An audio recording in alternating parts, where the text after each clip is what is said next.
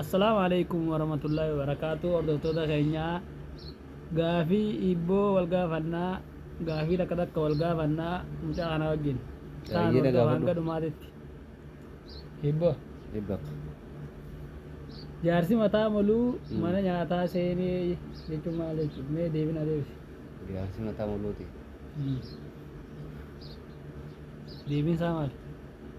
Wallaahi deebisaa Hin beeku. antan dadhabee namnummaa naannarraa deebisu. Haya jaalala ni beektaa jaalala?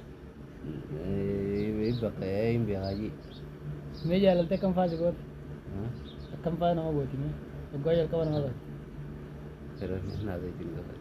Haa?